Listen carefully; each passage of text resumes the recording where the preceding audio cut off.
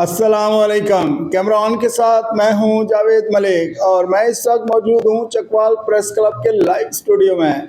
और मेरे साथ मौजूद हैं सीनियर सहाफ़ी, 6 किताबों के मुसन्निफ ख्वाजा बाबर सलीम, जो किसी तारफ़ के मोहताज नहीं है। इनके 40 साल सहाफ़ती करियर पर हम एक साथ नशर कर रहे हैं। आज इस सिलसिले की किस्त नंबर 163 आपकी खिदमत में पेश की जाएगी। भाई साहब, वज़ीर आला पंजाब उस्मान बुज़दार अभी चकवाल 2-3 बार तशरीफ़ लाए, क्या कोई अपडेट है उनके हवाले से कुछ? अभी देखें जी, जब भी वज़ीर आला पंजाब का ये रवायत है, हम 85 से सब देख रहे हैं, तो वो एक बड़ा पैकेज जो है ये, और उसमें अरकान असम्बली तमाम ऑन बोर्ड होते हैं और बिल्कुल उनकी, बल्कि जब वज़ीर आला पंजाब का दौरा होता है तो वो पहले तमाम अरकान पंजाब असम्बली जो उस हल्के के हैं चकवाल के, तो वो अपने अपने मनसूबे, सारा तरजीहात, और बिल्कुल 1-2 मीटिंग भी पहले जो एक तरीक़ाकार है, तो वो फिर एक बड़ा पैकेज जो है ना वो तो उस इलाके के लिए। तो ये हेल्थ कार्ड, अब इनका सेहत कार्ड PTI की हुकूमत में, ये इधर तो वो ये इधर एम्पर मार्की में ये एक बड़ा प्रोग्राम हुआ और सारे चकवाल तलाकान के सारे तो हेल्थ कार्ड, वज़ीर सेहत डॉक्टर यास्मीन राशिद वो भी थी।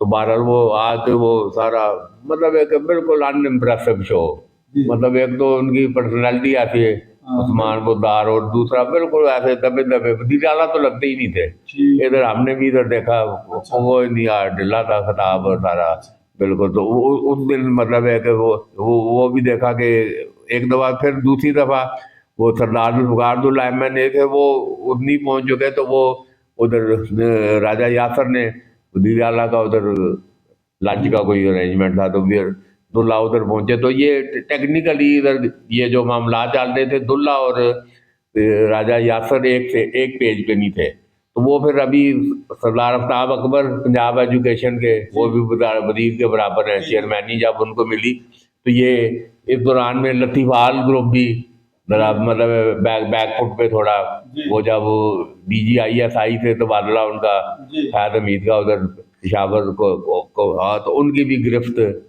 उस तरफ जी, और सारे मामलात बिल्कुल वो कहते हैं पता नहीं था हिलता, तो वो अब कम अज़ कम वो सारा इधर। तो ये अब थोड़ा सा ये भी, क्योंकि इमरान खान के क्लोन है राजा यासर ये सामने फिजिकली, तो ये उनके भी आगे आफ्ताब अकबर भी ऑन बोर्ड हो गया। तो ये उस हिसाब से ये इधर चकवाल के सियासी मामला जो हैं ये अब यासर, सरफराज और सारा, जबकि दूसरी तरफ वो पीर वकार और सरदार दुल्ला, तो ये अब लतीफ़ाल ग्रुप के साथ ये लाइन अप थे।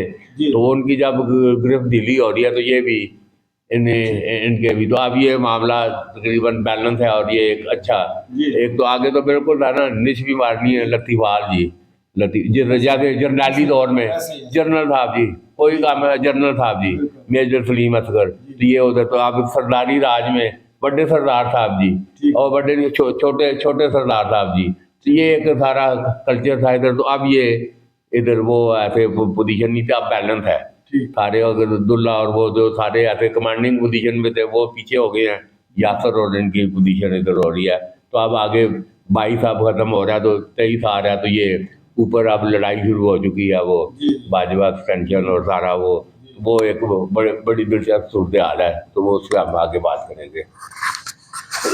जी नाजरीन, जैसे कि आपने सुना, ख्वाजा बाबर सलीम चकवाल की हिस्ट्री बता रहे हैं अपने मखसूस अंदाज के अंदर, और चकवाल के अंदर जो भी नशेब फराज आए और जिन जिन लोगों ने भी इसके अंदर इसकी बेहतरी के लिए किरदार अदा किया उनका जिक्र कर रहे हैं। आज के लिए इतना ही, इजाज़त दीजिए। राजा ज़ीशान अली के साथ।